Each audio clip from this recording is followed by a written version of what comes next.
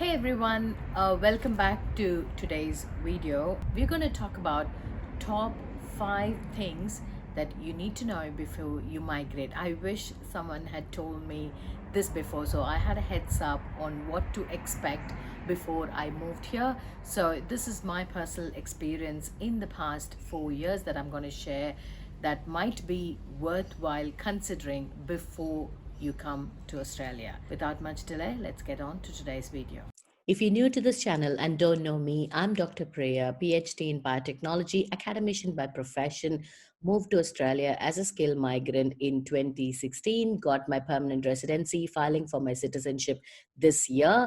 And this channel is all about educating and making people aware of the different types of visas and process them without getting scammed by spending thousands and lakhs of rupees.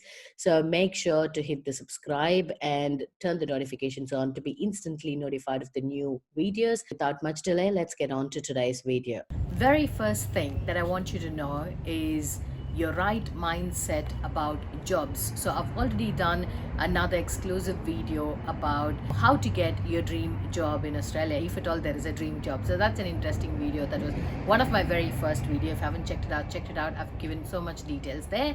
So basically, whatever profession you've done back home, it's very rare, maybe few percentage of the population who migrate here try to find their dream job or their career related job as their very first job. Most of the population, most of the migrants try and find their sweet spot to pay their bills and eventually migrate to the career what they want. So, or who knows, you might find a new career option after you move here, which happens to most of the people. So have an open mindset when it comes to job. Don't be very fussy, don't lose heart, don't feel dejected before you come here. I've already given you a warning. Okay, the second thing that you have to know is about the extreme climate changes.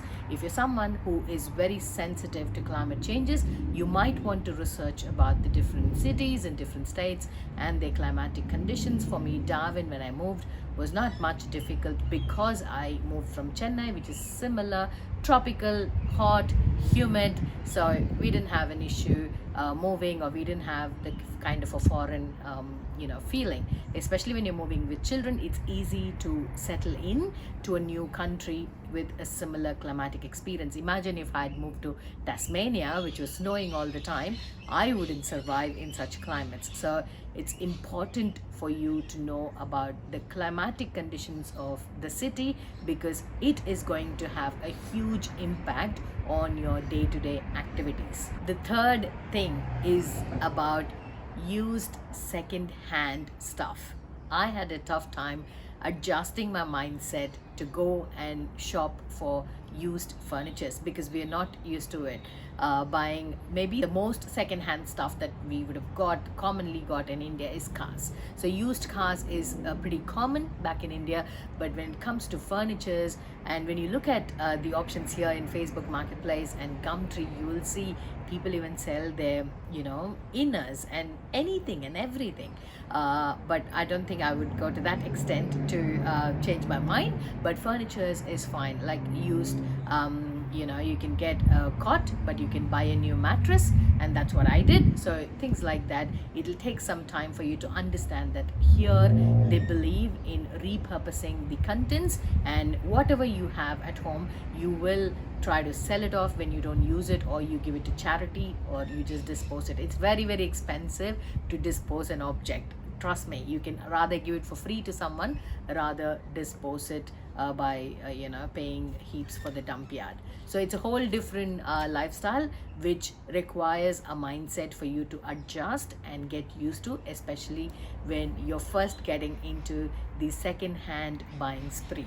The fourth important thing that I would like to point here is you need to be planned. However disorganized, unorganized, or whatever you call yourself, after moving here, your life will require a bit of planning, because we are used to street vendors, we're used to shops at the corner of our streets where you can just go buy something. If I want to buy milk packet, or if I want to buy a pack of eggs, I could just walk and buy them. But here everything requires car, unless you live right next to the supermarket, which is not most of the case. So you need to be planned to buy your grocery shopping, to plan for your next week grocery, so you don't take the car, drive to the supermarket, because everything is in a shopping center. So you park the car, you take the trolley, you buy everything, so it's a bit of a hassle.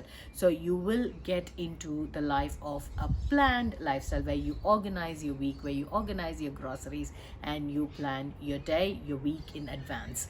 Okay, so be prepared to have a planned lifestyle once you move here, even with the basic grocery shopping. Now, the last one, the fifth one, is you will learn to live an independent lifestyle. So we have always been used to surrounding yourself with family, friends and neighbors. Anybody would help you to take care of your kids if you're going out, or any kind of moral and emotional and physical support. Here you will be stranded in a whole new continent all by yourself, without much family support, which might be challenging, especially for someone like me and my husband, who are homesick, who are completely dependent on parents for everything. We found it hard to do big things like buying a house in Australia without parent support, without asking them, without knowing whether we've done the right thing, whether somebody is scamming. There's a lot of question that comes to your head when you start doing big things, and you will eventually learn to be independent. But I think that learning phase will be a bit challenging, especially when you're migrating with children, especially when you're migrating with families.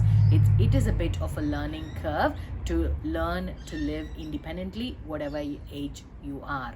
Okay, so these are the top 5 things I strongly believe that you need to have a little bit of heads up before you move in, so you can expect, okay, this is what I'm getting myself into, and this is how it is going to be. It's good to be knowing, it's good to be aware and be prepared on what to expect. I hope you like this video.